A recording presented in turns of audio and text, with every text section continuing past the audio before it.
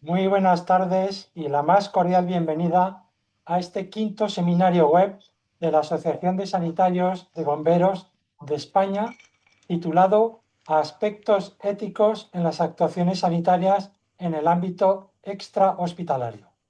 Ha sido diseñado específicamente para los sanitarios de bomberos y los profesionales del sector de emergencias que se enfrentan a diario con la crudeza de la realidad en escenarios de máxima presión.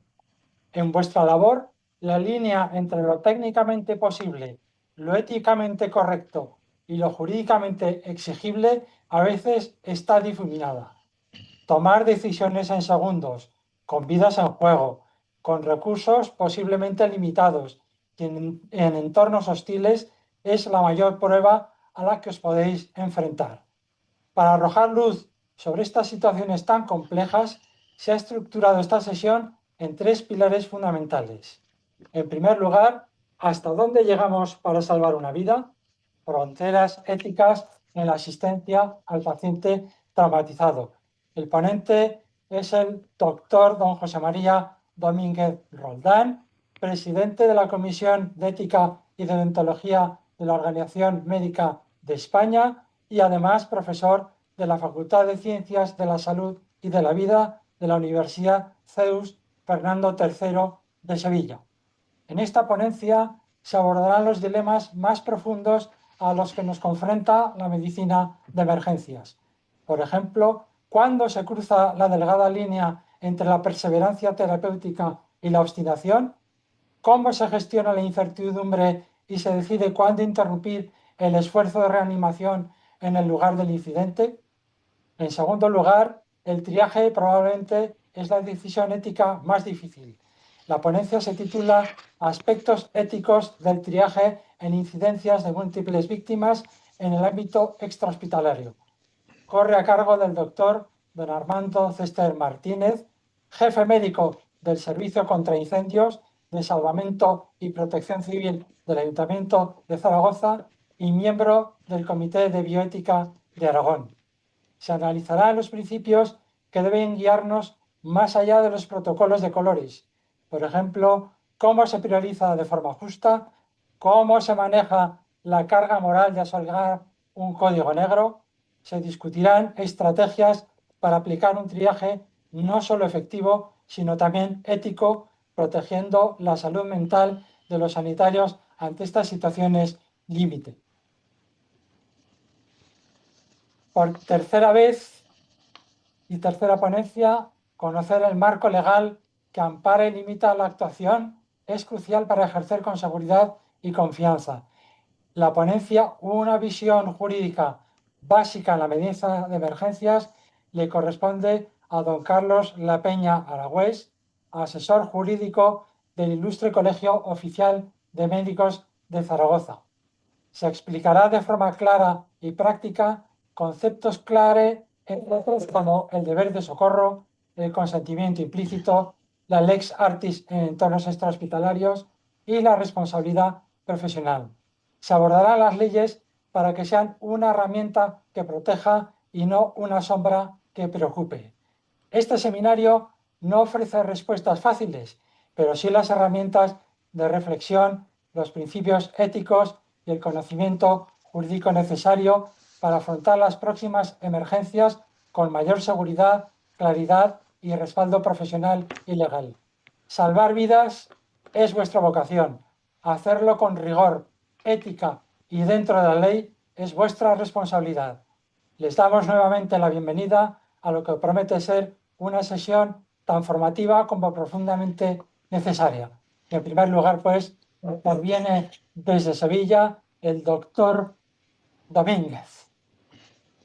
Bueno, muy bien, pues muchísimas gracias por la amable invitación y sobre todo porque para mí es una experiencia importante compartir estos aspectos éticos, sobre todo porque yo he trabajado durante muchos años en la unidad de cuidados intensivos de politrauma y grandes quemados, es decir, con lo cual, donde la ética efectivamente era un elemento tan importante como el aspecto científico-técnico.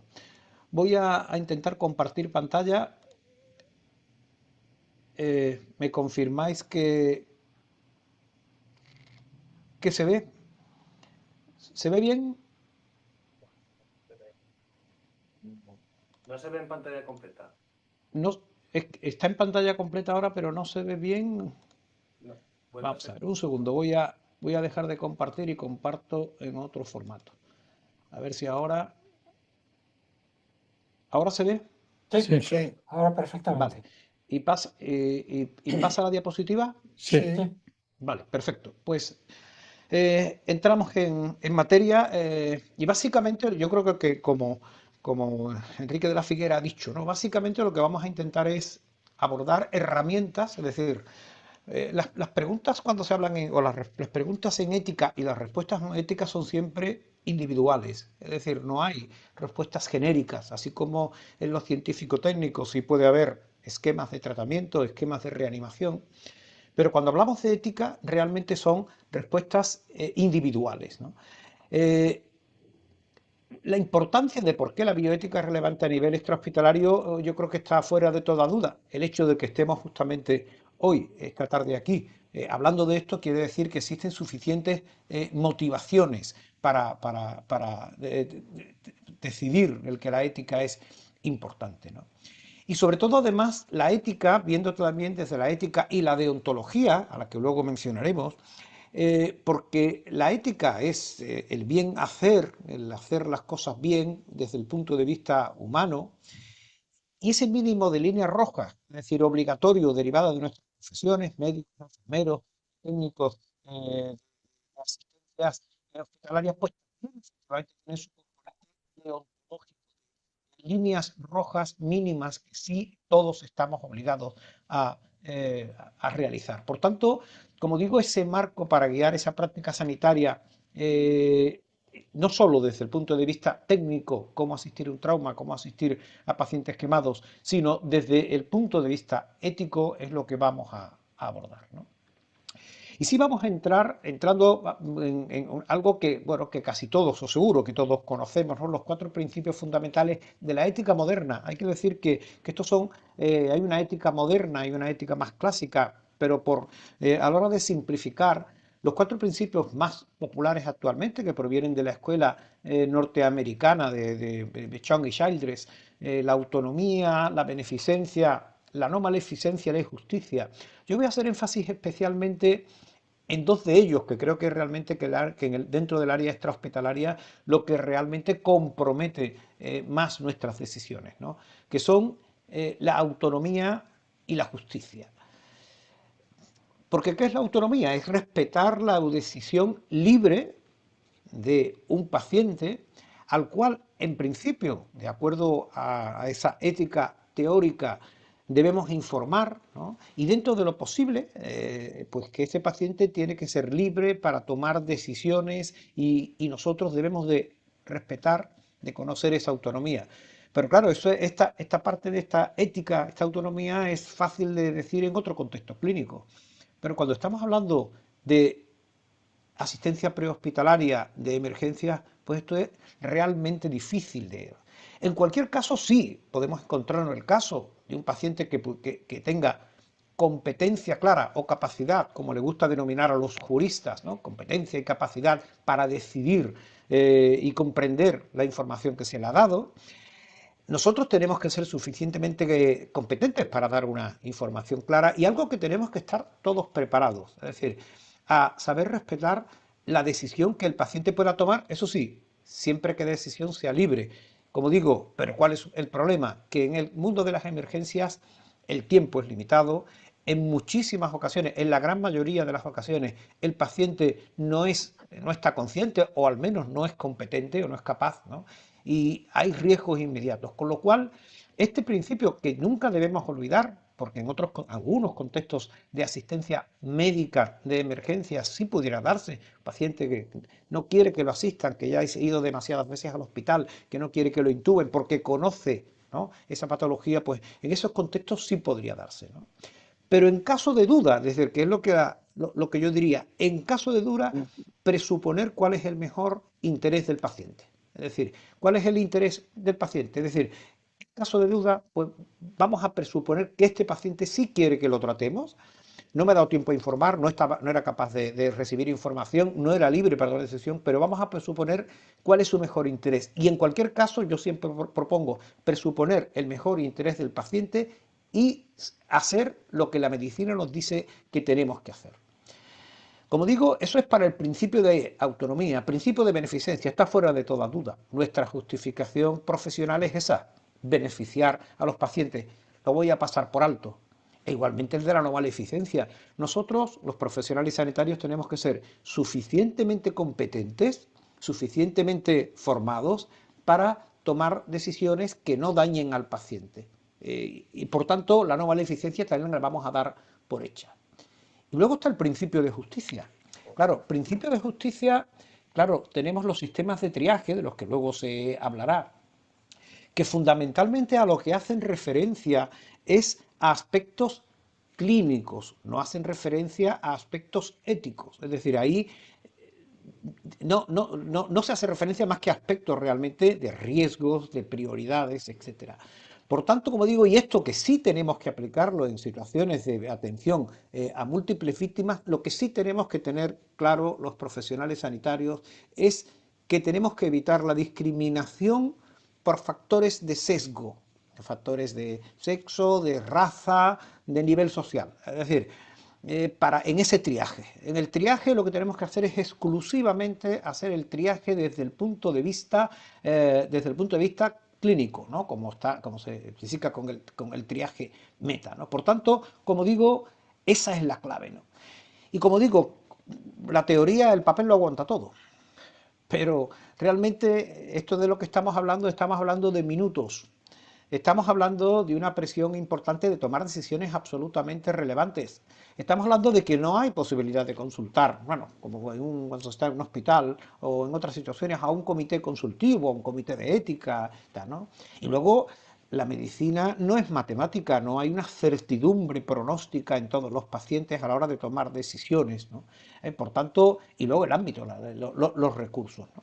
Bueno, como digo, son retos, son desafíos a los que realmente nos enfrentamos pues todos los días en el ámbito extrahospitalario y en el ámbito de las urgencias y emergencias hospitalarias, ¿no? Y sí tenemos también que tener en cuenta, como digo, aparte de esos principios, beneficencia, no maleficencia, justicia, el marco deontológico del legal, se hablará posteriormente, el marco deontológico, es decir, la deontología es una ética de mínimos profesional. Y estamos en un país en el que sí se ha avanzado bastante en esa ética de mínimos profesional, en esos marcos deontológicos, líneas de actuación no científico-técnica, sino profesional y humana, líneas rojas que no tenemos que traspasar. Y ya los códigos de deontología médica o de enfermería hacen referencia a estos aspectos, ¿no? El código de enfermería, deontológico de la enfermería española, habla de la obligación del auxilio. E igualmente también algo que ya hemos hecho referencia anteriormente, el trato sin discriminación. Es decir, y lo digo porque esto también es importante, hay veces que estamos de servicio o no estamos de servicio, pero justamente lo que nos dice es que tenemos que atender a los pacientes, ¿no? Y el Código de Deontología Médica, que se aprobó, bueno, hace 2 años también, pues básicamente lo mismo. Nos habla de obligación de auxilio, nos habla de responsabilidad profesional en diversos capítulos y diversos artículos y de no abandono del paciente. Por tanto, esas líneas al menos sí están establecidas, ¿no? E igualmente hay un decálogo en nuestro país para los técnicos en emergencia sanitaria que equivaldría a un código de deontología médica y que realmente también habla del respeto por la vida, del respeto a la autonomía, del respeto a la dignidad y de la calidad, algo importante, la calidad en la asistencia médica, ¿no?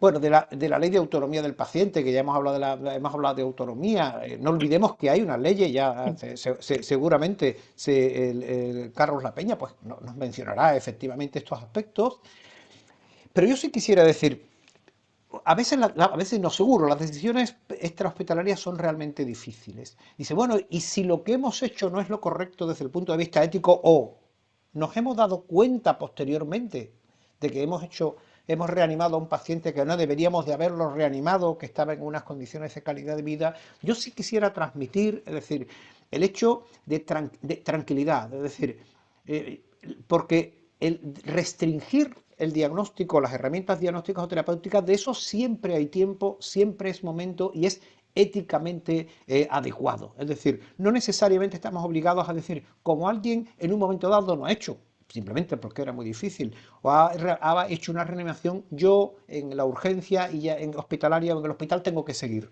No, es decir, yo ahí sí quisiera dar un mensaje de tranquilidad. Para eso está la limitación del esfuerzo terapéutico, bueno, o como queramos denominarla, ahora más se habla de adecuación. Bueno, adecuado tiene que ser siempre, no solamente en estas situaciones, ¿no? Y que a mí me gusta mucho la definición. Es cierto que no tenemos una ley de final de la vida en España, pero sí tenemos en muchas comunidades autónomas un marco normativo, y esta de la primera ley que habló de dignidad en el proceso de la muerte en Andalucía, creo que define perfectamente lo que luego podemos hacer en un hospital una vez que ha llegado un paciente, porque pensamos que en ese momento ya no es adecuado seguir, aunque se haya iniciado inicialmente. Retirada o no instauración, como digo, retirada, ¿eh? No, o sea, éticamente es idéntico retirar que no instaurar. Lo que pasa es que efectivamente retirar nos cuesta más trabajo, emocionalmente nos cuesta más trabajo a los profesionales, pero desde el punto de vista ético es idéntico.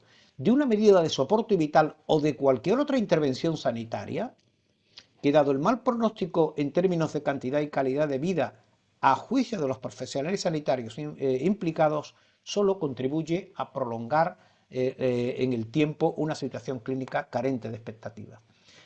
Esta definición, que me parece muy completa, creo que es algo que tenemos que tener claro, y eso quiere decir, no porque alguien haya iniciado, porque hayamos ingresado, por ejemplo, a la unidad de cuidados intensivos a un paciente, no por eso estamos obligados a continuar el tratamiento si pensamos que esas medidas que se han establecido solo contribuyen a algo que no tiene expectativas. Por tanto, me gusta este esquema, ¿no?, de lo que las indicaciones, la información, la autorización y la actuación, es decir, de lo que sería una intervención sanitaria, un proceso clínico. La indicación, esto es lo que estamos hablando a nivel prehospitalario. Información, probablemente, difícilmente. Autorización, complicado. Es decir, pero si ya el paciente ha llegado a un hospital y consideramos que su tratamiento no merece la pena, tenemos que establecer la limitación del esfuerzo terapéutico. Limitación que no es blanco o negro, no es sí o no, se limita o no se limita, no. Es decir, hay medidas terapéuticas que son fútiles, es decir, inútiles, y otras medidas terapéuticas que pueden ser útiles. Es decir, la futilidad o la inutilidad del tratamiento no es de todos los tratamientos, es decir, determinado paciente ya por su edad, por su patología, no es útil hacer pues una hemodiálisis o una hemofiltración, pero sí puede ser útil tratamientos antibióticos y éticamente correctos tratamientos antibióticos o transfusión. Es decir, no hay un blanco o un negro, es decir, hay una categorización de niveles, ¿no? Por tanto, lo que sí tenemos que tener claro son los tipos de futilidad, es decir, tratamientos inútiles, la futilidad terapéutica, un concepto que lamentablemente no se trabaja demasiado, pero que creo que es fundamental. Y fundamentalmente dos tipos de futilidad. La futilidad, la fisiológica no tanto, pero la probabilística, es decir, aquel paciente que tiene baja posibilidad de supervivencia, incluso haciendo la técnica propuesta. Es decir, un paciente añoso con grandes quemaduras o gran politrauma, en el que es que esas propuestas no van a servir para alargar su vida. Es decir, eso sería la futilidad probabilística, ¿no? ¿Y cuál es la otra probabilidad? La futilidad, perdón, la cualitativa. Es decir, imaginemos un paciente con una demencia avanzada que lleva años encamado y que nos avisan porque ha habido un incendio, que está en un centro. Es decir, ahí los tratamientos son útiles desde el punto de vista probabilístico, podrían servir, pero no son útiles desde el punto de vista cualitativo. Este marco de la futilidad fisiológica, probabilística y cualitativa, que fue desarrollado por Schneiderman y por Johnson, y que creo que es algo en el que tenemos que ahondar. Es decir, es cierto, y vuelvo a decir, es cierto que a nivel extrahospitalario es muy complicado hacerlo, o puede ser muy complicado hacerlo, ¿no? Pero sí es cierto que lo que sí tenemos que ver es todo como una continuidad asistencial durante todo el recorrido asistencial del paciente. Y como digo, en cualquier caso, a nivel extrahospitalario, en caso de duda, reanima, porque esa es la buena práctica clínica. Si tienes dudas, reanima. Es decir, ¿por qué? Porque ya habrá tiempo de realizar una limitación posteriormente y evitar el encarnizamiento terapéutico, ¿no? Bueno, simplemente hay que decir que cuando estamos realmente ya, por ejemplo, en una de cuidados intensivos, decidimos limitar, ¿cómo lo hacemos? Es decir, no es una decisión de una sola persona. Opinan los expertos eruditos, es decir, no todos los médicos opinan, es decir, algunos puede ser un gran erudito, pero no ha tenido experiencia en ese tipo de patologías. Tiene que haber una argumentación respetuosa y sobre todo es una decisión de varios miembros del equipo, una decisión cualificada, que no necesariamente unánime. Lo digo porque no hay que limitar hoy, no, ya he llegado, voy a limitar hoy. No, no es necesario para hacerlo así, ¿no? Bueno, sí decir, recomendar que hay unas guías de limitación del esfuerzo terapéutico que elaboramos en la estrategia de bioética de Andalucía, que yo recomiendo, ahí está la URL, y que realmente yo creo que son bastante útiles, ¿no? Y bueno, ya para esto, porque creo que mi tiempo casi está acabando, es decir, simplemente, es decir, intentar evaluar, ¿no? Es decir, cuando llegas a una víctima atrapada con traumatismo, es decir, hay veces que vamos a hacer la limitación in situ. Es decir, traumatismo craneoencefálico severo, ausencia de respiración, pupilas dilatadas, signos de muerte, es decir, bueno, evitar el hacer actuaciones inútiles. Es decir, lo digo que sí, evidentemente, vosotros, yo tengo experiencia intrahospitalaria, pero no tengo extrahospitalaria, vosotros sí la tenéis, ¿no? Es decir, algo que también creo que tenemos que tener en cuenta, y es el tema de la calidad asistencial. Desde el punto de vista de la ética, los pacientes quieren que los curemos. Lo digo porque ahora se lleva mucho lo de humanizar, ¿no? Yo creo que la medicina solamente se hace entre humanos. Es decir, lo que los pacientes quieren es que los curemos y que lo hagamos bien. Por tanto, calidad asistencial. Y la calidad asistencial implica también no solamente científico-técnico, sino ética. Que midamos además nuestros resultados. Esto es ética también, que midamos nuestros resultados.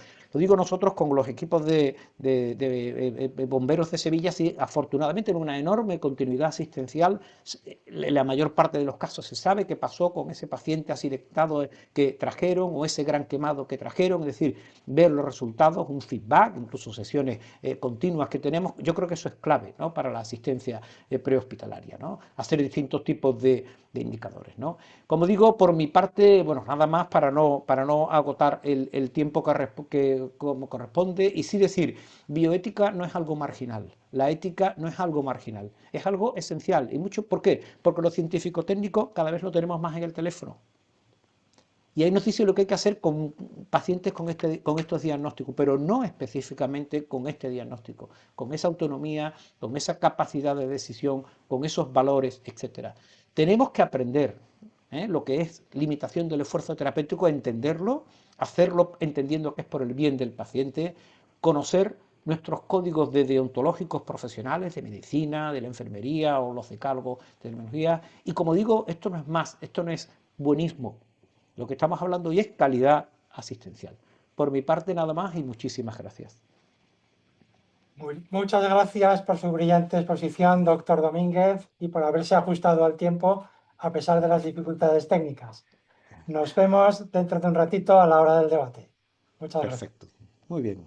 La siguiente ponencia me corresponde al doctor don Armando Cester, colocado a vuestra izquierda, a mi derecha, que hablará sobre los aspectos éticos del triaje en una intervención, en un incidente de múltiples víctimas en el ámbito extrahospitalario. Muchas gracias. Estoy un poco disfónico, eso ya me lo perdonaréis, pero bueno, vamos a tratar de abordar el tema. Lo primero, dar las gracias a José Antonio, a nuestro presidente y al vicepresidente Ramón, porque sé la ilusión que han puesto en esta webinar, ¿no? Dar las gracias a nuestro moderador, ¿no? Enrique de la Figuera, que es nuestro presidente de la Comisión Deontológica del Colegio de Médicos de Zaragoza, por su amable presentación. Y desde luego el doctor Domínguez me lo ha puesto fácil porque ha explicado muchos principios que desde luego vamos a tratar y que yo creo que allanan la exposición. He disfrutado y es verdad que él es hospitalario y nosotros somos hospitalarios, pero hay un hilo de conductor que se manifiesta a lo largo de toda su ponencia, que es el enfermo crítico. Al final el enfermo crítico y su solución y el abordaje de su patología es lo que es el objetivo de todo, sea dentro o fuera del hospital, ¿no? Y la verdad que he disfrutado y me ha facilitado el que os pueda comentar y os pueda aclarar alguna cuestión. Y yo creo que también disfrutaré con Carlos luego, ¿eh? Si digo algo que se refiere a lo jurídico, luego él seguro que me apostilla y me enseñan qué es con lo que más disfruto. Bueno, pasamos a hablar por del triaje, que lo hemos vivido todos. Es bueno, de alguna manera, entrar en un tema que no solo es teórico, sino que verdaderamente, bueno, lo hemos trabajado. Yo llevo 43 años en la emergencia hospitalaria, he estado en el triaje directamente, en el atentado a la casa cuartel de la Guardia Civil, he estado en el bombazo que dio al autobús de la Academia General Militar, he estado en civiles también, como la discoteca Flyer en Zaragoza, en la pirotecnia. Bueno, os puedo hablar de algo que independiente del marco teórico, seguramente me remueve temas existenciales, ¿no? Y lo decía muy bien el doctor Domínguez, estamos en un campo que desde luego yo creo que solo le da un marco conceptual, le da un marco reflexivo a cosas que todos desde nuestra vocación haríamos, ¿no? Y que de alguna manera lo ordena. Y eso es la grandeza de la bioética y de que no podamos desde ella pues abdicar, ¿no? Bueno, definición de ética, estudio de la moralidad de las conductas. La ética lleva a cabo una reflexión inminentemente filosófica moral de lo que hacemos. O sea, estamos pensando sobre aquello que se hace, ¿no?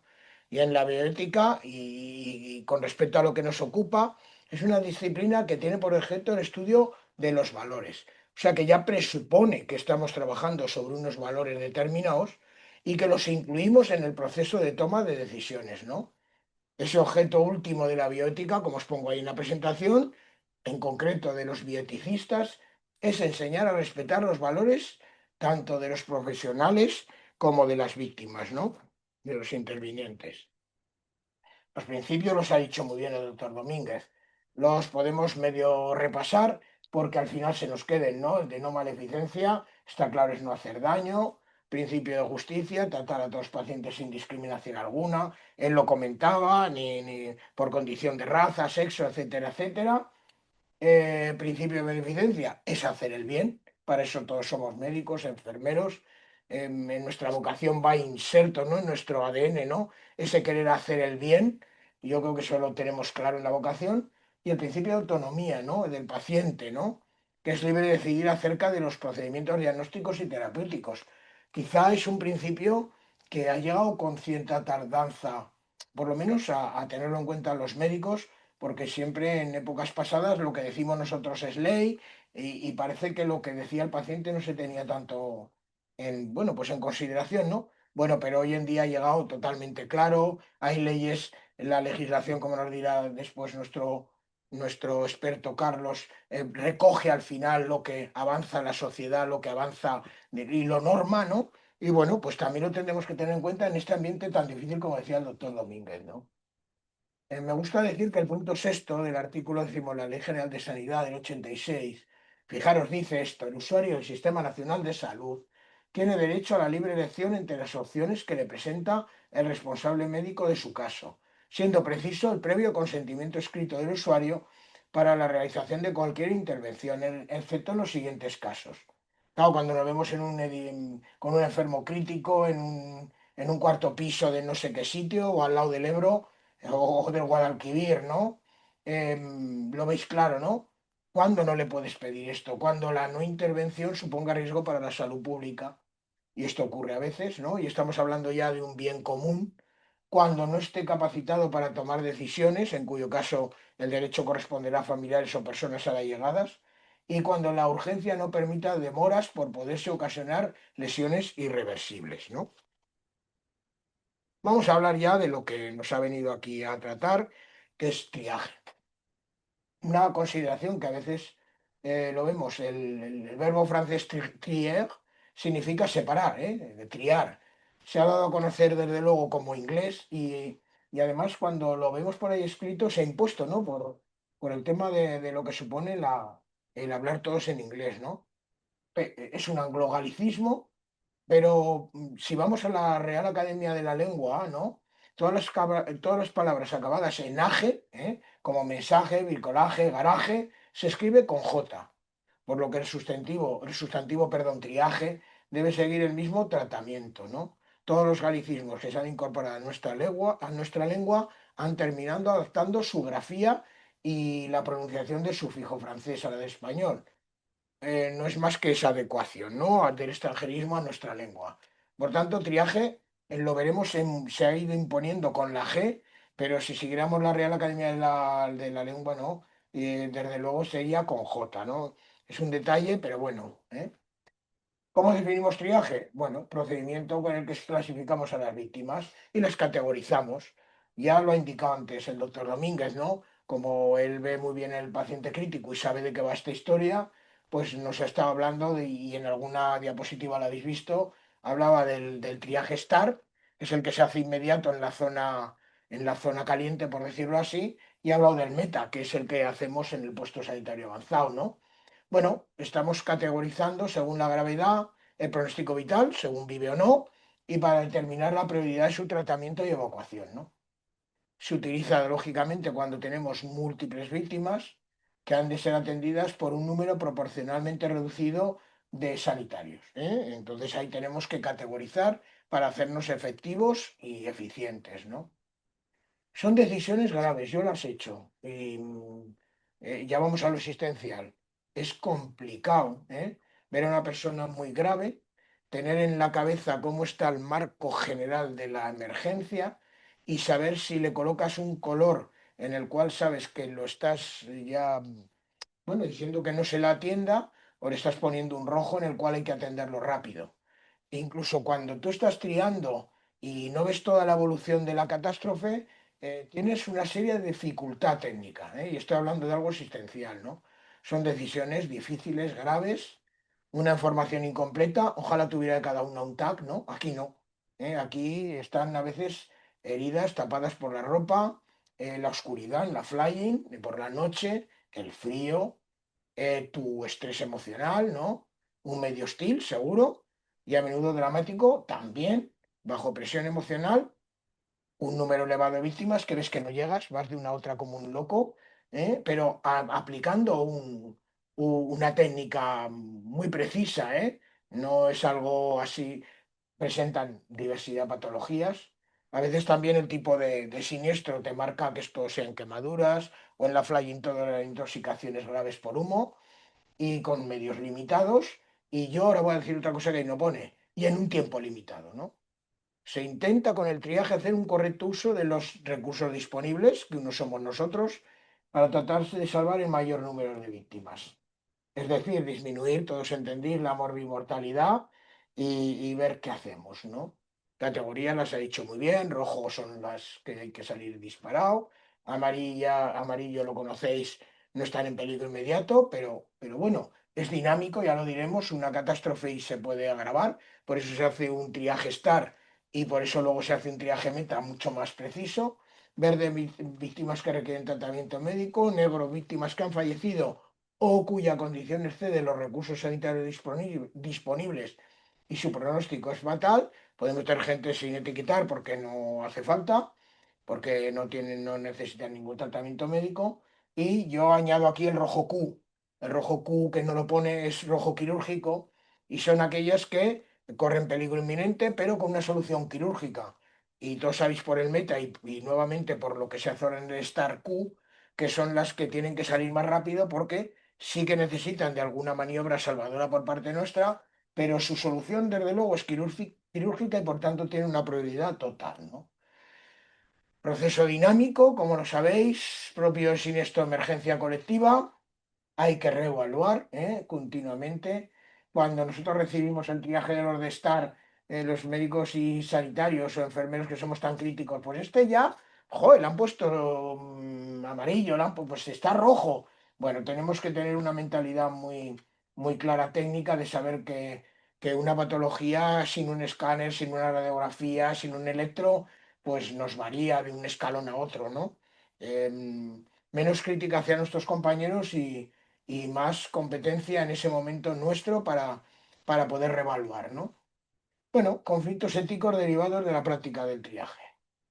el conflicto profesional que se confronta de alguna manera en un incidente de múltiples víctimas es siempre entre lo que se puede hacer, es un imperativo técnico que debemos de cumplir en cada uno, frente a lo que se debe de hacer, que es el imperativo ético, lo que decía antes.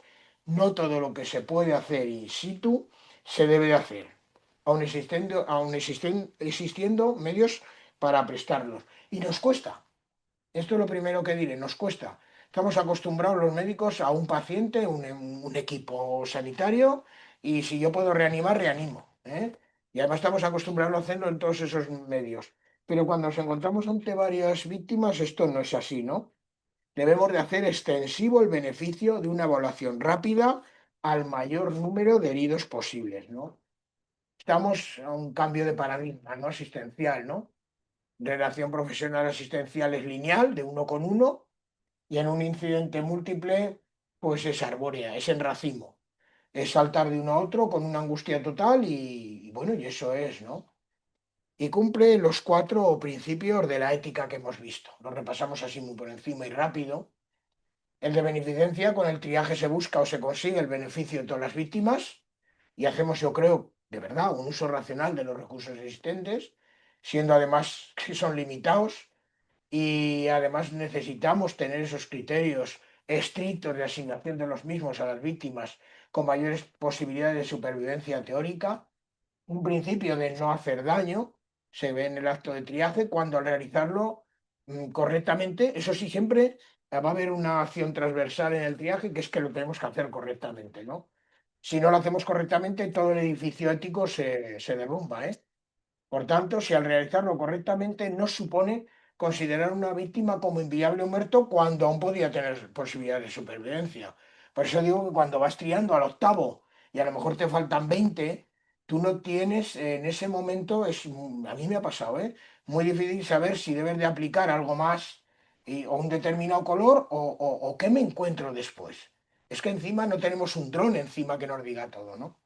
Principio de autonomía, ¿no? Que queda sometido a los principios de no maleficencia y justicia para proteger un valor mayor como es la vida tanto individual como la del colectivo, ¿no?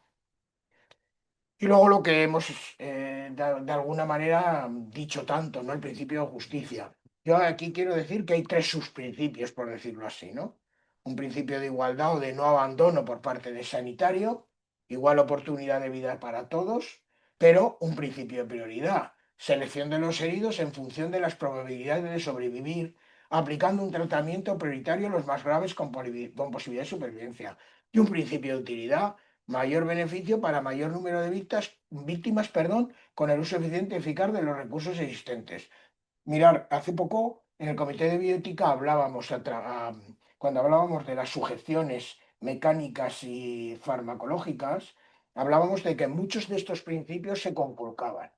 Cuando se conculcan, los principios éticos, lo que hay que ver es cómo los aplicas para verdaderamente establecer un criterio ético. Porque siempre vamos a tener que hacer, por ejemplo, pues farmacológico o bien mecánico, vamos a tener que hacer una serie de contenciones. Pero según cómo los apliquemos, estamos haciendo bien la ética o no. Conceptos derivados éticos, o sea, jurídicos. Bueno, pues da un poco vergüenza aquí con Carlos al lado, pero bueno, yo hago aquí unos pinitos y luego él si me tiene que corregir, pues yo como siempre aprendo de él, tampoco tengo problemas.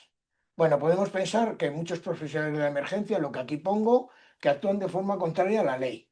Y diréis, bueno, no, que el triaje lo tenemos muy asumido. No, no, que cuando estéis triando y vais por el 20 y no sabéis lo que hay detrás, le vais a dar vueltas en casa, ¿no?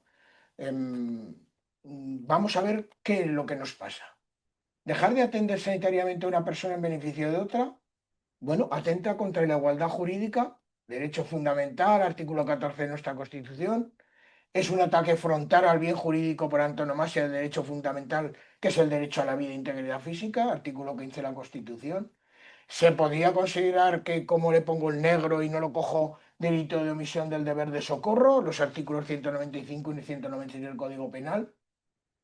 Bueno, yo siempre hablo de esta ley, de la ley orgánica, o por lo menos lo que ponía en ella, si hay algo más actual, luego Carlos me corrige, del 23 de noviembre que aprueba el vigente Código Penal, capítulo 2, todo eso y que nos dice, es el estado de necesidad. Es una cosa que a mí me gustó aprenderla, ¿no?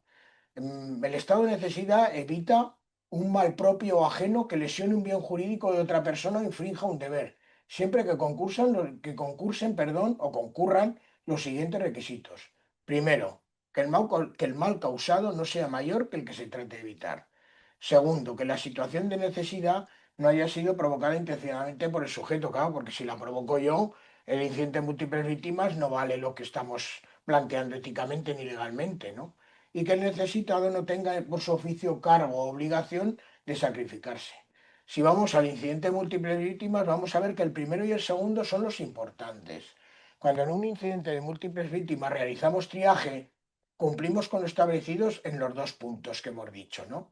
Ni el mal causado, cuando yo pongo un negro, es mayor que el que trata de evitar cuando atendemos una víctima y desahuciamos a otra, pues puesto que ninguna vida humana tiene mayor valor que la otra, ni la situación de necesidad es provocada por nosotros, o sea que nos vemos abocada a ella. Por tanto, las excepcionales circunstancias de un incidente de múltiples víctimas no solo aconsejan, sino que me exigen proceder de este modo de priorizar la asistencia sanitaria. Y como el derecho lleva muchos años y mucha sabiduría, al final lo que hace es recoger desde la ética y desde la acción y de lo que cree que es correcto, que se haga eco de esto, eximiendo al profesional que realiza el triaje de toda responsabilidad. Eso sí, la excepción existe siempre y cuando lo que os he dicho antes, el triaje se haga correctamente. Como esto no estudiemos, no lo hagamos bien, no nos entrenemos, estamos fallando no solo técnicamente, sino éticamente. Y esto sí es una, antes hemos hablado en la comida de frases redondas, ¿no? Esta, yo digo una que el agua bendita no fríe huevos, pero los héroes muertos no salvan vidas es otra de, que se ha oído mucho por ahí, yo lo he dicho muchas veces, ¿no? En los incidentes de múltiples víctimas, el profesional sanitario se puede encontrar con la disyuntiva de actuar conforme al deber de prestar ayuda al accidentado y no abandonarlo, ahí nos quedamos pese a que podamos morir, y también eso pasa mucho en los incidentes de múltiples víctimas intencionados o no exponerse como recurso sanitario útil y escaso que es cuando su seguridad no está garantizada. Y diríamos, eso es el imperativo técnico, porque yo tengo que seguir criando, ¿no? Considerando que es necesario que siga actuando y atendiendo a otras víctimas. Principio de utilidad como configurador, que lo habéis visto antes, del principio de justicia. Se confrontan dos principios. Si además tenemos en cuenta que el sanitario pasa a ser víctima, aumenta la dimensión del problema y disminuiría la capacidad de resolución porque no tendríamos nadie triando, ¿no? El médico y el enfermero deben ser conscientes de este hecho y tendríamos que obrar prudentemente, evitando riesgos inútiles. Los que trabajamos los TEC y con los incidentes de múltiples víctimas intencionados, hay miles de vídeos que vemos que cuando a uno le dan un disparo, va otro con planero a salvarlo y le dan un disparo, va otro a salvarlo y le van un disparo. Bueno, pues lo que nos llama la ética y lo que nos llama el sentido común es que no hace falta que seamos héroes, sino tratar esa solución de abordarlo de una manera técnica que al final será ética de la mejor manera que podamos, ¿no? Ya nuestra profesión, y lo conocéis bien, nos pone en situaciones difíciles muchas veces. No hace falta favorecerlo, ¿no? No hay que poner en riesgo la propia vida en beneficio del bien común. Ahí está la clave, ¿no? El bien común. Por mucho compromiso profesional, a veces nos llame a ello. Y en el intencional lo que os he estado diciendo, ¿no? No sé cómo voy de tiempo, Enrique, ya estoy acabando, pues es que esto lo resumo en un minuto. Mira, lo que os diría yo, nosotros trabajamos con los grupos de operaciones especiales, ya lo sabéis. Aquí lo interesante que sería decir que es, en este caso, nosotros si tuviéramos que atender a alguien, tendríamos que atender al policía, ¿no? Tendríamos que atender a la persona que elimina el foco que produce víctimas, el primero, porque ese hace que no tengamos que atender a más víctimas, ¿no? Y por tanto es la estrella de nuestra actuación. Después vendrían todas las actuaciones como en el resto de, bueno, pues en el resto de lo que venimos diciendo en la plataforma. Ya lo veis, esa atención con los BOEs. Ellos tienen que tener su capacidad de fuego para eliminar, en el argot policial y en el argot del TEC se dice el malo, ¿no? O la persona que está provocando heridos, que se siga manteniendo la capacidad de fuego con el policía hace que se produzcan menos heridos y sería Ya paso a las conclusiones, ¿no? Realizar triaje y clasificación de las víctimas en un incidente de múltiples víctimas, haciendo una prioridad de tratamiento y traslado, no solo es conforme a las reglas y principios de ética médica, sino que no existe un impedimento legal en nuestro ordenamiento jurídico para llevarlo a cabo. Segundo, son tres. No solo es recomendable realizar triaje, no estamos hablando de recomendaciones, es necesario organizar y priorizar la asistencia a las víctimas, intencionadas o no, porque el triaje se ha revelado como una herramienta indispensable para la gestión y optimización de los recursos en la realización de este tipo de situaciones. ¿Qué hace? Y eso está comprobado, que disminuye la mortalidad de las víctimas que estos acontecimientos ocasionan. Y por último, no realizar triaje. Esto es importante. En un incidente de múltiples víctimas haría que el profesional sanitario actuara en contra de los principios éticos antes invocados y posiblemente tendría una responsabilidad jurídica a determinar. Muchas gracias. Muchas gracias, doctor Cester, por su brillante exposición y ajustarse al tiempo siempre limitado en unos asuntos tan interesantes. Antes de pasar al ponente y el asesor jurídico del Colegio de Médicos, recordaros que las preguntas hay que formularlas a través del icono que existe en la página superior y que serán contestadas si es posible y tenemos el tiempo adecuado.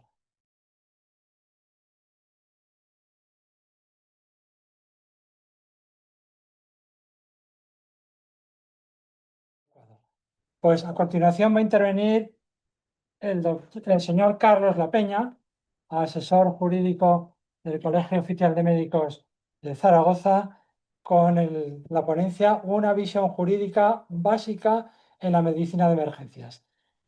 Cuando gustes, Carlos. Muchas gracias y muchas gracias a la organización de ASBE, en la persona de José Antonio Cortés, por la invitación a participar en esta mesa redonda, que resulta además muy agradable por ser entre amigos, Armando, Enrique y José María Domínguez. Antes de empezar voy a hacer una pequeña puntualización que proviene del hecho de tener que aplicar los principios de la transparencia al uso de la inteligencia artificial. Y lo diré porque aquí, aun cuando la redacción de la ponencia es completamente personal, de quien tiene el honor de hablarles, no oculto, y por eso he dejado el símbolo, que tuve la tentación y sucumbí a ella de que la presentación la hiciera una inteligencia artificial, en este caso Notebook LM. Como es exigible, el resultado tiene supervisión humana. Me pareció razonable, pero en todo caso me pareció fresco porque viene con los tiempos y tiene un modo de presentación distinto a la que un letrado con tantos años de ejercicio hubiera elegido sin duda. Dicho esto, y antes de entrar en la materia, querría hacer una brevísima explicación del porqué del título, por qué hablo de la visión jurídica básica, y es por dos motivos: no solo porque el espacio asignado tampoco permite grandes profundizaciones, cuanto porque aquí se trata de transmitir los principios básicos que el profesional sanitario que interviene debe aplicar a la hora de actuar, para que luego eso no le cree ya no solo un problema jurídico, sino también un problema de conciencia. Y oír a Armando Cester me ha traído a la cabeza algo que también diré. Bien, a empezar, veremos que las normas, casi todas las normas que hay que aplicar en esta materia, como hoy día en muchas materias, acuden a la técnica de lo que en derecho se llama los conceptos jurídicos indeterminados.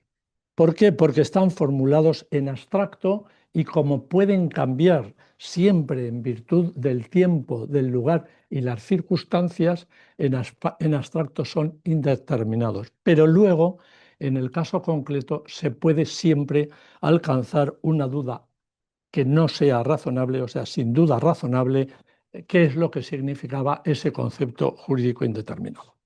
El primer principio de los principios básicos a que me voy a referir es un principio que puede resultar, y espero que así resulte, tranquilizador, porque sería tranquilizador desde el punto de vista jurídico y lo sería también, y a eso me refería por lo que me ha sugerido Armando, al aspecto personal del que actúa, que luego puede tener una irrefrenable tentación de volver al pasado para hacer allí un examen que nunca da buenos resultados. Bueno, este principio es el principio acogido en la jurisprudencia de la llamada prohibición de regreso, que es una regla ni más ni menos que extraída del razonamiento aristotélico, los topoi, y que, como su propio nombre indica, impide el regreso, entendiendo por tal regreso la acción de analizar lo que sucedió en el pasado desde el conocimiento que se tiene en el presente.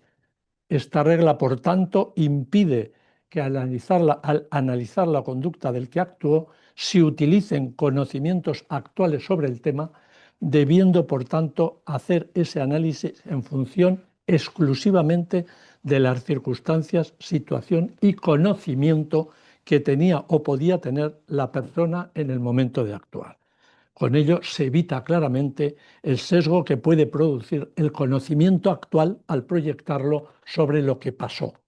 Por eso digo que esto no solo debería tener trascendencia jurídica, sino también personal. Si yo tengo la convicción que actué como actué en el momento que actué, con lo que tenía a mi disposición, no debe uno volver a ese pasado, porque yo alguna vez he dicho que nadie puede vivir en el pasado, porque se muere probablemente. Bueno, el segundo principio lo ha enunciado también Armando y por lo tanto pasaré rápido sobre él, es el del estado de necesidad, que aquí efectivamente pueda resultar aplicable en cuanto cuando hago uno hay al mismo tiempo un no hacer a otro que también puede encontrarse en una situación que mereciera esa atención médica o sanitaria en general. Y aquí efectivamente el estado de necesidad en nuestro derecho está regulado en el Código Penal, pero como es donde se regula allí, eso luego es transportable a cualquier otra actuación y por lo tanto también a actuaciones en materia disciplinaria de la propia administración, en materia deontológica, porque no podemos olvidar que, claro, el médico sanitario en general que actúa tiene responsabilidades repartidas en varios ámbitos. El ámbito penal, que es común a todos los ciudadanos, pero también, si es un funcionario público, en el ámbito de la administración pública, y si además de ser un funcionario público es un colegiado, en el ámbito de la colegiación, con lo cual se le puede seguir simultáneamente un expediente penal, un expediente administrativo por parte de su administración y un expediente colegial disciplinario por una posible infracción. Bueno, en el caso de emergencia, cuando se atiende a un determinado paciente y se deja de atender a otro, lo que podría implicar la lesión de un bien jurídico en esa persona transitoria o definitivamente no atendida, se puede presentar con frecuencia ese conflicto de intereses que forzosamente habremos de resolver invocando el estado de necesidad. El tercer gran principio sería el respeto a la dignidad de la persona y al derecho a la intimidad. Ahí va, no estoy pasando porque tenemos la mala costumbre, me disculpo, el estado de necesidad. Estaríamos ahora en el de dignidad e intimidad de la persona, luego hablaremos del derecho a información y previas, estado de necesidad, la dignidad y la integridad de la persona.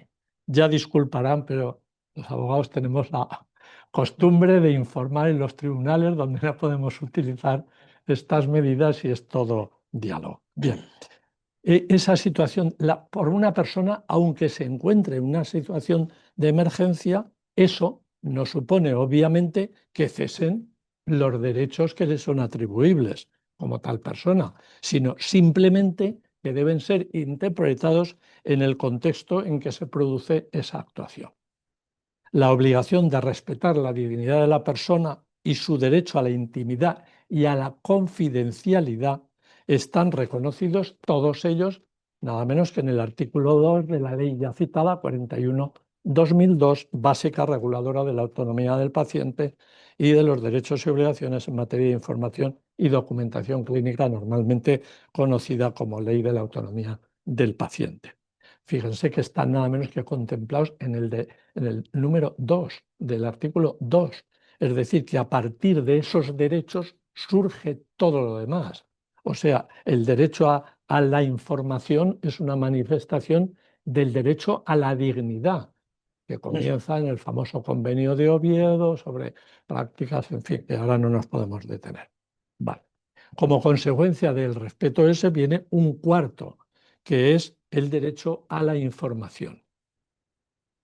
El titular absoluto del derecho a la información es siempre el paciente y, como consigno allí, surge del principio de autonomía y de la dignidad de la persona. Y aunque lógicamente en el contexto en que se producen estas situaciones tiene una modulación, pero la importancia del derecho a la información es tal que el propio artículo 2 en su apartado sexto lo que viene a decir que aquel profesional que no aplica adecuadamente los preceptos correspondientes al consentimiento está actuando indebidamente. Es decir, por hablarlo en términos que, aunque se haga una expresión latina, entiende todo el mundo en este sector, la ley artis ad hoc, desde la aparición de esta norma, cuyo principio iniciador en realidad fue la citada ley del 86 general de sanidad, si no se integra un consentimiento adecuado, se está incumpliendo la ley artis ad hoc. Lo que pasa es que, claro, las cuestiones que se plantean en este tipo de situaciones son muy distintas de las normales. Es verdad que, como hemos dicho, el titular del derecho a la información es siempre el paciente. Cuando dicho paciente, según el criterio del médico que le asiste, carezca de capacidad para entender la información a causa de su estado físico o psíquico, se pondrá en el conocimiento de las personas familiares o de hecho, y obviamente en este caso es muy, muy improbable que haya personas familiares o de hecho o que estén en mejores condiciones que el propio al que se trata de atender. En ese caso, claro, ya lo decían los romanos, ad impossibilia nemo tenetur. Nadie puede ser obligado a lo imposible. Es decir, si no hay nadie que se, o si, no, si la conclusión de ese examen es este señor no tiene capacidad para consentir, pues evidentemente yo tengo que actuar sin eso. Bien, también puede suscitarse en algún caso de estos el estado de necesidad terapéutica, que es un estado de necesidad distinto del otro y que la ley define como la facultad del médico para actuar profesionalmente sin informar antes al paciente cuando por razones objetivas el conocimiento de su propia situación pueda perjudicar su salud de manera grave. Bueno, razones objetivas, el que las puede objetivar en ese momento es el que está allí actuando. La consideración de si perjudica de manera grave o no, pues nuevamente es un concepto jurídico indeterminado, el que está en mejor situación, de allí que los tribunales, yo no he visto que nunca en esto corrijan lo que ha sido la opinión del que estaba actuando, salvo que cometiera un dislate de tal categoría que dijera, pues yo qué sé, yo pues le lo digo o no le hago nada, en fin, son supuestos que casi son inimaginables en el ámbito sanitario. Bien, por otra parte, la prestación del consentimiento es una prestación que difícilmente se podrá hacer como inicialmente prevé la ley, que es que el consentimiento en general será verbal y solo en aquellas actuaciones que representen una intervención quirúrgica o procedimientos diagnósticos o terapéuticos invasores y en general aplicación de procedimientos que supongan riesgos o inconvenientes de notoria y previsible repercusión negativa, debe ser por escrito. Aquí partimos de la base que también eso es imposible obtener por escrito. Y, claro, por el contrario, el artículo 9 dispensa de esa forma de prestar el consentimiento en las intervenciones indispensables en favor de la salud del paciente, que yo creo que serán el 100% de los casos. Aparte que se nombran, que ya ha salido antes también, cuando exista un riesgo para la salud pública, cuando exista un riesgo inmediato para la integridad física o psíquica del enfermo y en tal caso se puede actuar sin ningún problema. No sé cómo vamos, yo creo que vamos bien y habrá espacio suficiente porque para no alargar esto quería hacer únicamente ya referencia a lo que la legislación estatal denomina, bueno, este es el árbol de decisión, ¿vale? Esto luego se puede quedar, o sea, y en último punto haríamos referencia, no porque sea un pilar propiamente dicho, sino otro concepto que podría ser potencialmente tenido en cuenta, aunque es altamente improbable, y es las llamadas en la legislación general del Estado instrucciones previas y en la aragonesa voluntades anticipadas que pueden existir, que como se llama otras veces testamento vital, que parece que es una nomenclatura que ha calado mucho en la sociedad también, y que por medio de este documento la persona mayor de edad, capaz y libre, manifiesta anticipadamente su voluntad con objeto de que ésta se cumpla en el momento que se produzcan circunstancias o situaciones en que no sea capaz de expresarla personalmente. Y estas instrucciones se refieren a los cuidados y tratamientos de salud que a su vez, llegado el momento, puede suceder, incluso pueden hablar también del destino de su cuerpo u órganos una vez que se haya producido, si no resulta evitable, el fallecimiento.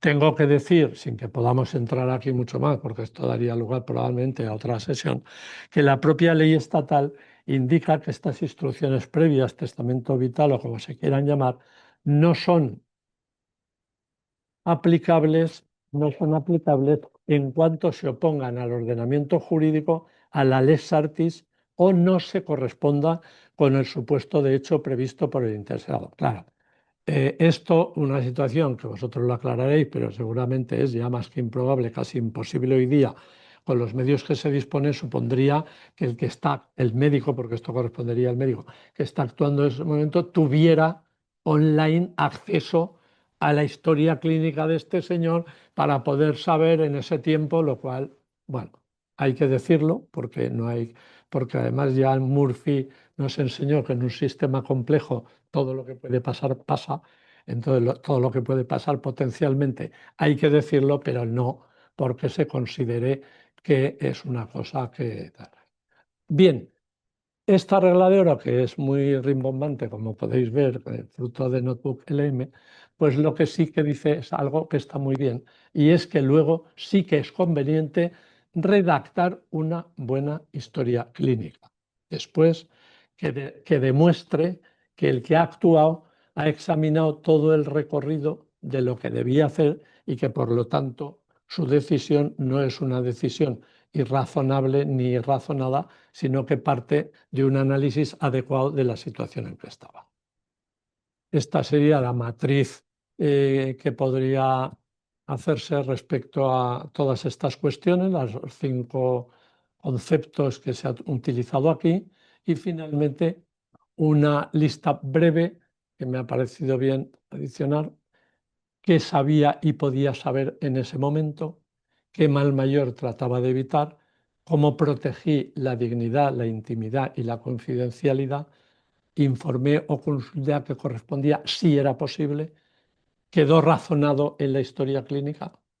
Pues nada más. Muchas gracias.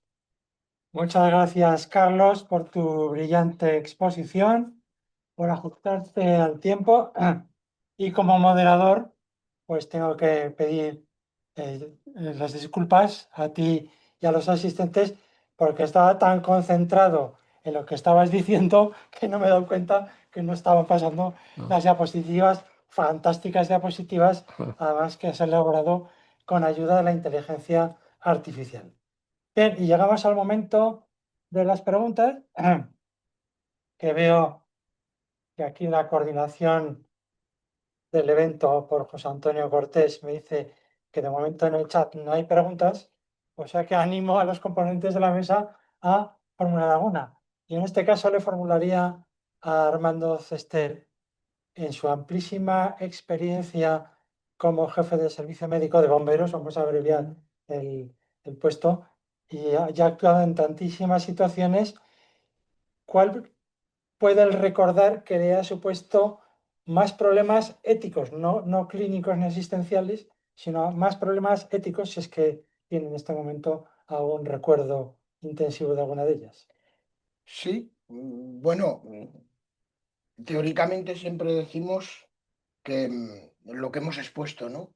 Pero yo en mi experiencia tampoco es así. La experiencia siempre varía algo los límites de la verdad que decimos, ¿no?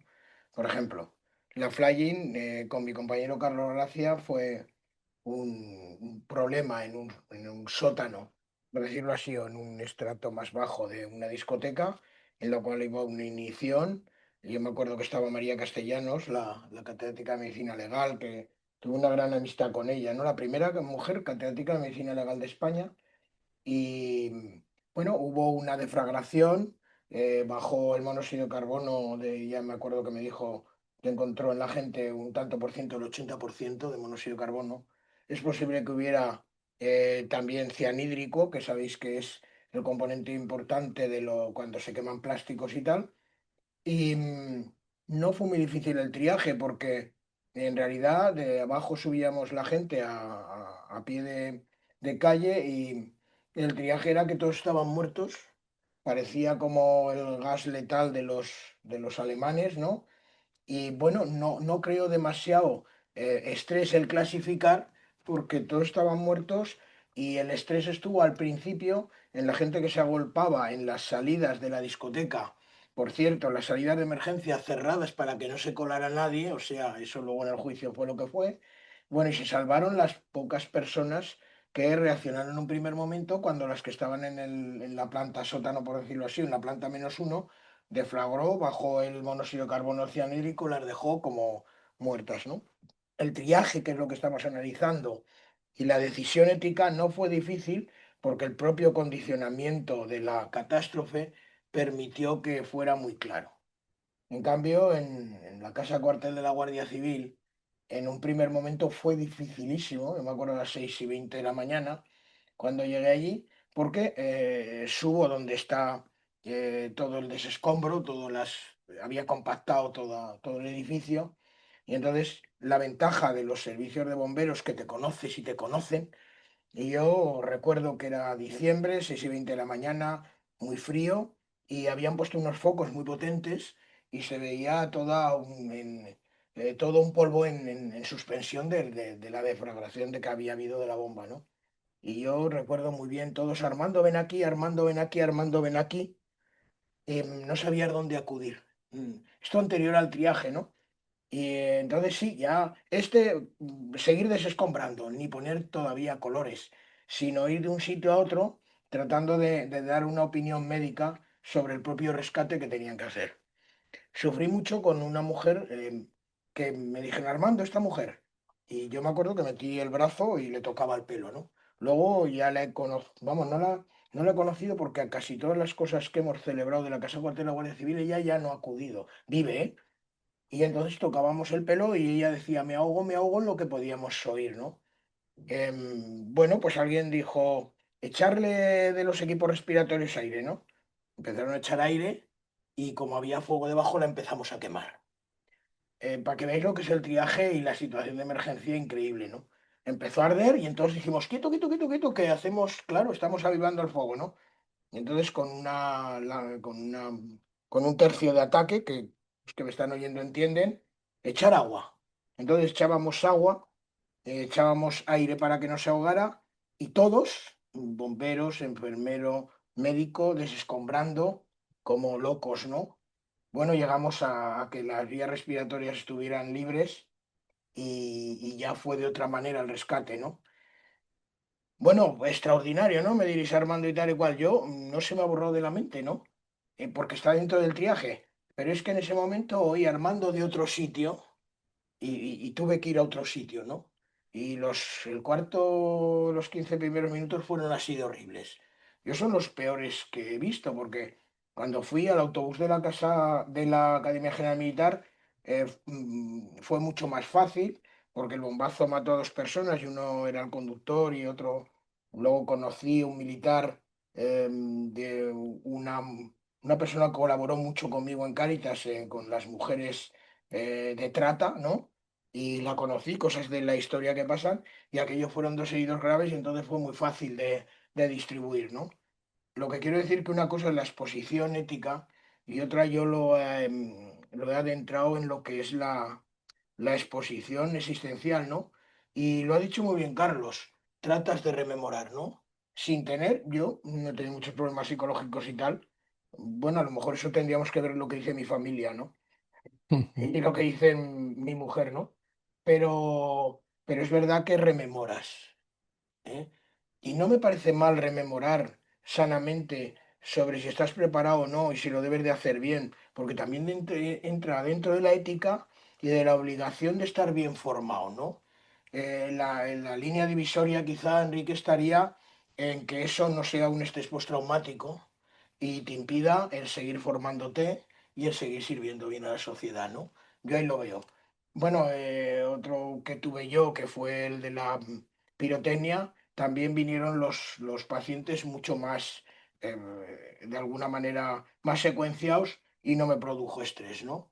Bueno, y esto es lo que os puedo contar un poco de casi ya. El 15 de junio hago 43 años en la emergencia, ¿no? Pues Eso, Armando, yo me he querido referir en el regreso, sí, ese sí, regreso, sí. hay dos tipos de regreso, claro. El regreso que es para aprender, ese Sí, es sí, sano, sí, sí, sí, sí, sí. porque ese no conlleva una carga moral. Ahora, el regreso para decir, debía haber hecho esto porque eso es lo que sabes ahora, ese es el que es terrible, Los equipos de porque te va a emergencia, crear, creo que me están claro, entendiendo a todos los que nos oyen, los propios equipos de emergencia, el transfer que hacemos en la emergencia normal y en situaciones de incidentes de múltiples víctimas, en contárnoslo y hablarlo y expresarlo, yo creo que es un efecto sanador, sí, sí. sanador importante, y eso por eso los equipos de emergencia tienen que estar con mucha familiaridad, confianza, prestos a oír al compañero porque hace falta. Y aún se ríen mucho de mí porque cada vez que hablo de la casa cuartel de la Guardia Civil se ríen y porque dicen tal, pero yo reconozco que me dejó una huella absolutamente imborrable y lo voy a explicar en un minuto. Y es que me costó mucho pensar que la acción humana de apretar un botón lograran aquel desastre tan grande. Parece que el accidente de tráfico, incluso aquel que bebe y, bueno, y se pasa, está mucho más asimilado por la sociedad y por la mente humana que aquel que en un momento da a un botón. Y una persona muy mayor y que he querido yo mucho y que estuvo en la Guerra Civil Española me decía, ves Armando, es que esto los de la Guerra Civil también pasamos ese proceso, porque cuando había un bombardeo y tal costaba atender esto hasta que nos acostumbramos o lo asimilamos en nuestra mente. La acción voluntaria humana sobre el mal y sobre hacer daño a otro es importante, ¿no?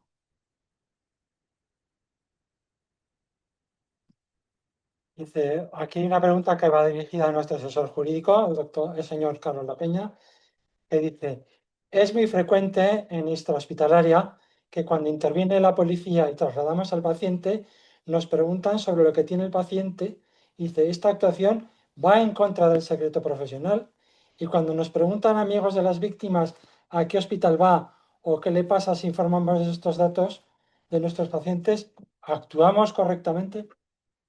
Pues yo creo francamente que no. Hay que decir que eso no se puede informar sobre esa materia, porque es lo más seguro y lo más recomendable.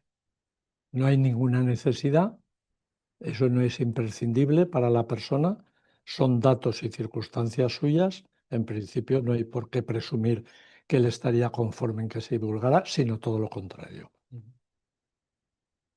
Bueno, de momento no hay preguntas todavía y si acaso, más que una pregunta, es una reflexión dirigida también a Carlos La Peña.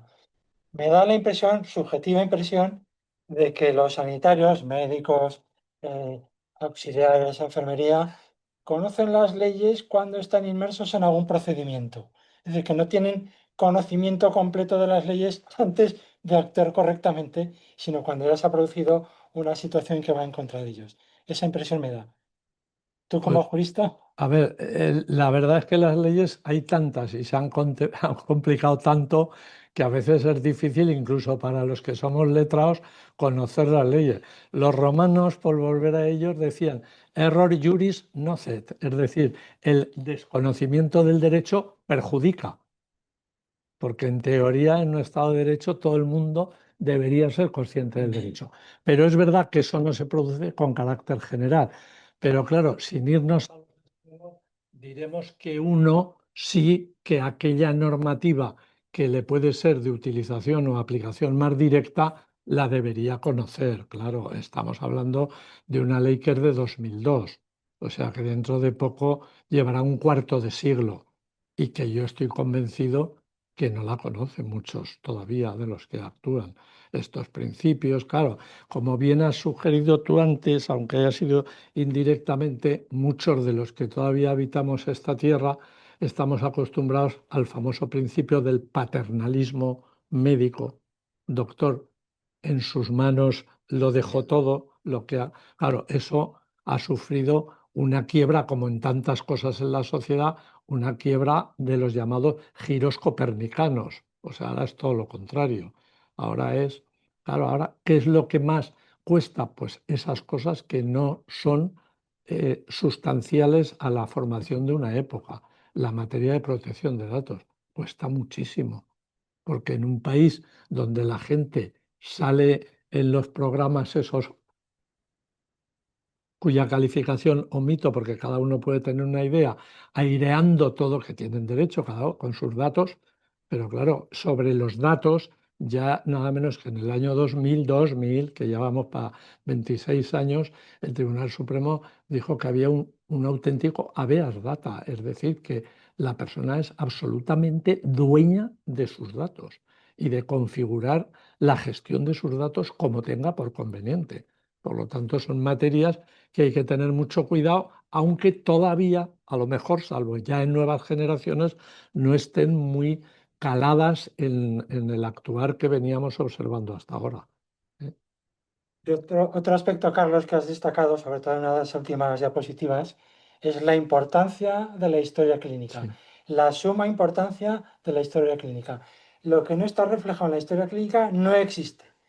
Y ante una demanda, Sí, lo primero que va a pedir el juez es la historia clínica. eso es. Y entonces, no solo es un documento que refleja nuestro buen quehacer profesional, sino que además es una forma de desactivar futuras demandas si uno está correctamente. Eso está claro. A ver, la historia clínica no es un documento que haga prueba plena, porque eso solo son los documentos públicos con los requisitos, etcétera.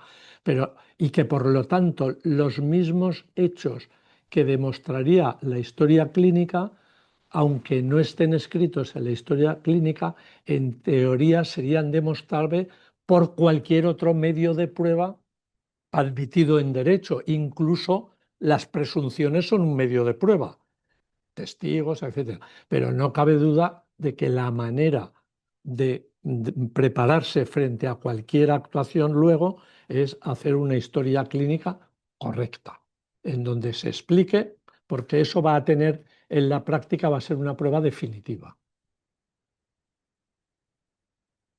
Susana nos pregunta que siendo médica jubilada, si no hay otros recursos y teniendo conocimientos y medios como para drenar un neumotórax a tensión, por ejemplo, ¿es legal? ¿Es ético? Lo pregunto por ser una técnica invasiva.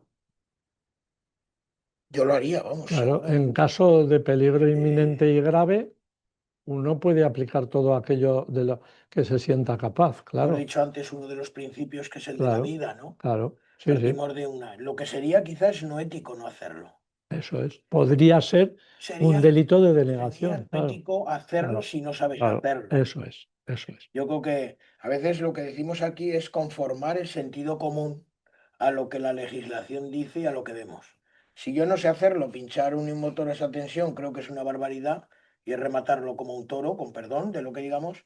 Si sé hacerlo no tendría ninguna duda porque seguramente lo haría bien y salvo una vida. Y el Claro, imperativo ético del bien supremo de la vida iría en ello, ¿no? claro.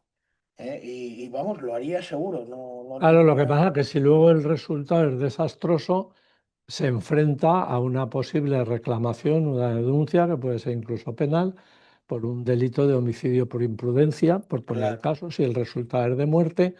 ¿Qué es lo que pasa? Si luego lo que se demuestra es que ha sobrepasado sus capacidades o no las tenía verdaderamente para hacerlo, entonces esa negligencia es agravada. claro. O sea que, claro, con esa cosa conviene. Por ejemplo, cuando se habla del tema del intrusismo y un médico, por el hecho de ser médico, sí, el Constitucional ya ha dicho que la profesión es única, es ser médico, no hay una profesión que sea ser radiólogo y otra que sea ser endocrinólogo, es una, pero y que por lo tanto en principio pueden ejercer, pero claro, si luego te metes en algo que no es tu especialidad y tienes un problema, ese problema se te agrava. Yo creo que se aclararía si viene una ambulancia no medicalizada y tiene los medios para hacerlo y si hacerlo lo haría. Claro, Si me dicen que lo haga, pues perdonarme con un bolígrafo Bic y que lo haga con un cuchillo de cocina ahí en medio y no sé qué, no sé cuántas, que ya sé que estamos hablando de tráqueo con eso que se dice en las películas y tal, sin medios quizá tampoco lo haría, ¿no? Entonces yo creo que con unos medios que puedes hacerlo y sabiéndolo hacer, y yo ante el imperativo de salvar una vida lo haría. ¿Que me puede crear un problema? Puede ser, aquí también está el valor antes que hemos hablado del riesgo-beneficio y de lo que tú como persona quieres arriesgar claro, claro, de tu propia vida conforme a los demás, claro, ¿eh? claro, Sin, claro, sin enjuiciar lo que cada uno decida. claro. No estoy diciendo que si alguien dice que no, muy malo y que si alguien muy bien, muy bueno. Estoy diciendo que cada uno hará su juicio, ¿no? Ah, y luego, sobre todo, lo que hemos dicho, que el juicio real, verdadera, la solución solo es ante el supuesto concreto. Ese señor está en la vía pública y no lo atiende nadie.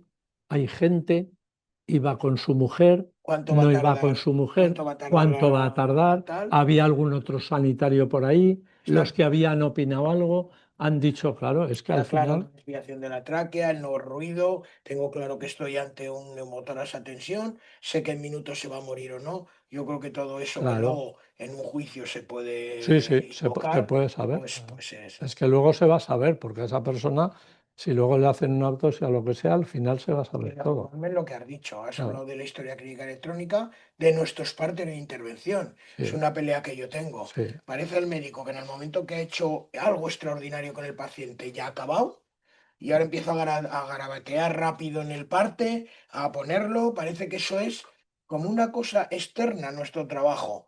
Y incluso la gran emergencia que has hecho, has claro, desfibrilado, has intubado, le has hecho una descompresión del pulmón y ahora yo cuando lo paso a papel, todo eso va rápido y a lo mejor me dejo cosas y tal y cual, cuando eso es un acto médico también, es un acto que puede tener consideración jurídica a lo que pase, de reclamación, de atestiguar lo que has hecho. Y parece que cuando hacemos papeleo los médicos o enfermeros, eso ya es secundario. Es un error garrafal y una falta absoluta de sí, profesionalidad.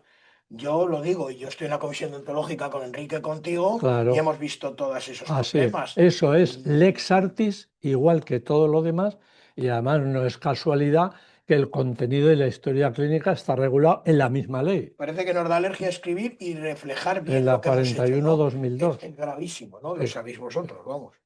Sí, aquí hay otra pregunta que dice, en cursos de soporte vital básico surge esta pregunta.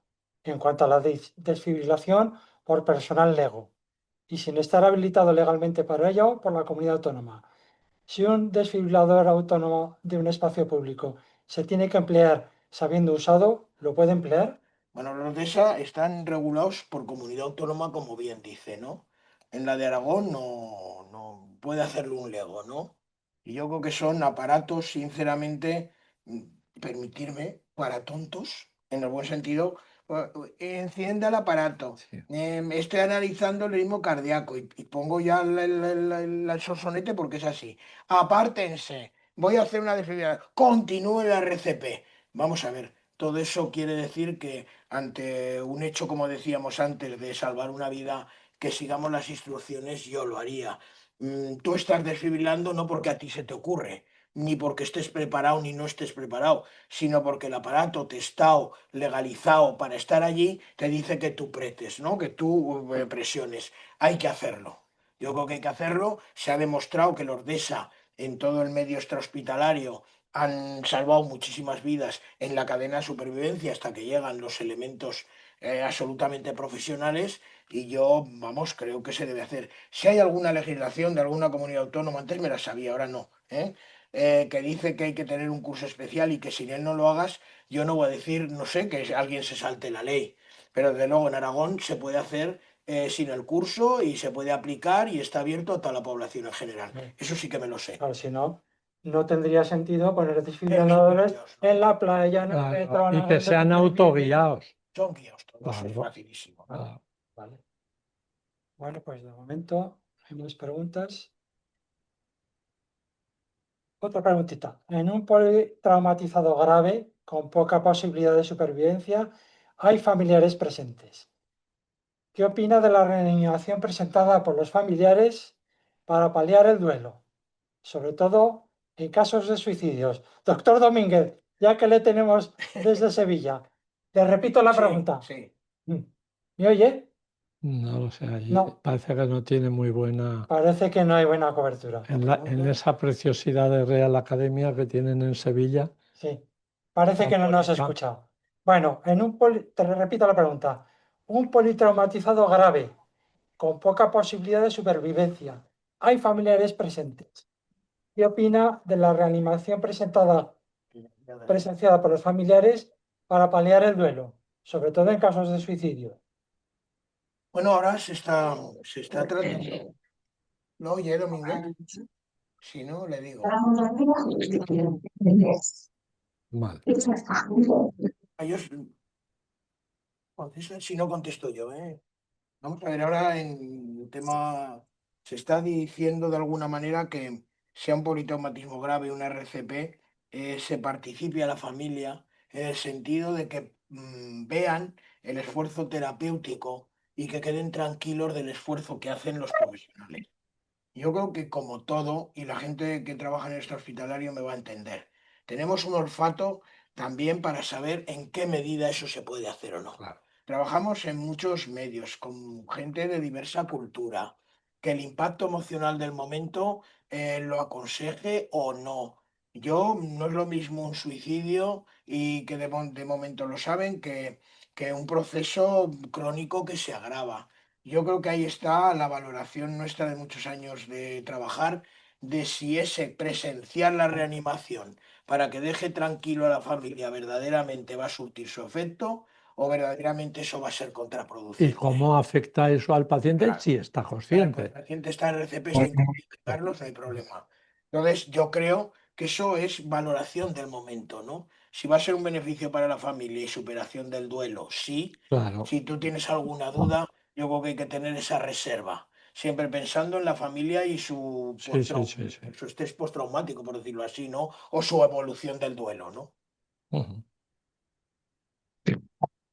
No sé si ya me escucháis. ¿Había algún problema técnico? Ahora se oye. Se corta mucho, José María, ¿no? José María, estamos terminando el ¿Sí? tiempo de ¿No? preguntas. Si quiere usted hacer alguna pregunta, alguna reflexión para cerrar el acto.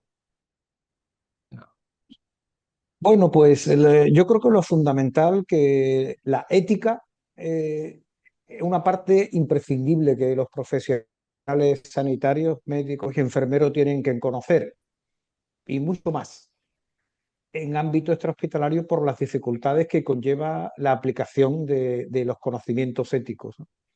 Por tanto, yo sí diría decir que debe ser una parte de formación que frecuentemente no tienen los profesionales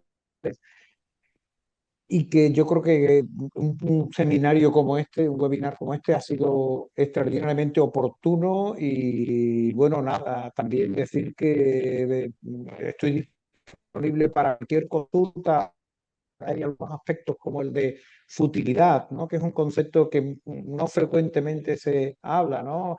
El cómo realizar la limitación del esfuerzo terapéutico, es decir, y yo sí también recomendar que toda la extrahospitalaria se vea como un proceso único, es decir, con la actividad hospitalaria, ¿no? Es decir, que se tenga encima suficiente para conceder las consecuencias mayoritariamente positivas que tienen las actuaciones extrahospitalarias, ¿no? Y en algún caso, pues saber que efectivamente alguna reanimación que fue en exceso, pero que realmente luego se limitó adecuadamente y que todo el proceso está bien hecho. Y de nuevo daros las gracias de verdad, de corazón, por la invitación a estar. Muchas gracias, José María, a ti por tu exposición, por tu intervención. Y una última pregunta que la dirijo al doctor Cester. De Samuel, dice, soy un estudiante y hemos hablado de cuando un equipo sanitario intrahospitalario tiene acceso a datos y pruebas que nos permiten conocer al paciente. ¿Tienen los equipos de emergencia extrahospitalarios? ¿Existe alguna aplicación que nos permite identificar al paciente de una manera rápida y acceder a datos vitales? Sí, sí. Dicho que ya era mayor, 43 años, en este oficio. Y yo digo que hoy en día tenemos ecografía, ¿eh? No teníamos en nuestro tiempo. La técnica, como ha evolucionado, ha permitido que fuera del hospital realmente accedamos a unos aparatos que cuando conocíamos los primeros ecógrafos necesitábamos un camión para llevar un ecógrafo. Hoy en día un ecógrafo es como un móvil y además con una precisión increíble. Bueno, quizá lo que sabemos es que esa técnica y esos materiales, pues a nosotros a lo mejor en este hospitalario tenemos que saber si hay sangre o aire en el pulmón, si hay sangre en la tripa que decimos nosotros y si hay una fractura o localizar para un bloqueo del nervio crural donde está bien el crural para no pincharlo con la lidocaína, ¿no? Claro, claro, hemos conseguido eso. Tenemos EPOC, hacemos analítica también. Yo llevaba antes en el año 80 y pico, me da vergüenza decir estas cosas, un monitor que me daba solo una derivación. Hoy en día un monitor desfibrilador nos da todas las derivaciones, nos da una tira de electro que encima nos hace un diagnóstico que como de la inteligencia artificial hay que comprobar porque toda esta técnica siempre debe estar supervisada por el médico, ¿no? Bueno, pues fíjate, estamos sabiendo, pues tenemos una analítica que te dice si tienes troponinas de alta densidad o no, y dices, bueno, las tres ramas o las tres pies del infarto, la clínica, el electro y la analítica con las troponinas. Jo, pues si alcanzamos las tres, ¿no? La clínica la vemos, el electro de derivaciones lo hacemos y ya las troponinas de alta sensibilidad también. Bueno, y aplicamos el código infarto que se hace en Andalucía y nuestro amigo doctor Domínguez, que además es de UCI, que antes he dicho que nos unía al enfermo crítico, ¿no? Pues le llega la hemodinámica directamente y ya no pasamos por urgencias. Código ictus lo mismo. Ya no solo estamos hablando de cómo diagnosticamos en el medio extrahospitalario, sino la estrategia que hay desde el extrahospitalario al hospitalario como un continuum que nos permite un mejor abordaje del paciente crítico. Ha cambiado todo y para bien, y yo así lo veo, y no soy para eso nada, no añoro otros tiempos antiguos, ¿no? Me gusta mucho los que vivo hoy en día, ¿no? Muchas gracias, Armando. Bueno, y con esto, y estamos ya fuera de tiempo, la última pregunta. Con respecto a la historia clínica electrónica, Carlos, Mm. ¿podemos los profesionales que hemos atendido a un paciente con fines de aprendizaje y mejora meternos a posteriori a ver qué le ha pasado al paciente? Pues esa es una cuestión que se plantea muchas veces y muy, muy complicada, porque en principio, hoy por hoy, la respuesta seguramente más segura es no. Yo eso no lo he visto todavía en ningún tribunal, tampoco conozco que la agencia haya hablado sobre ese tema de protección de datos, pero en principio, sin la autorización, claro. Bien, pues hemos llegado al final. Muchísimas gracias al doctor Domínguez desde Sevilla, a Armando Cester, a Carlos La Peña, a los organizadores de la Asociación de Sanitarios y Bomberos y a todos los asistentes a través de la webinar.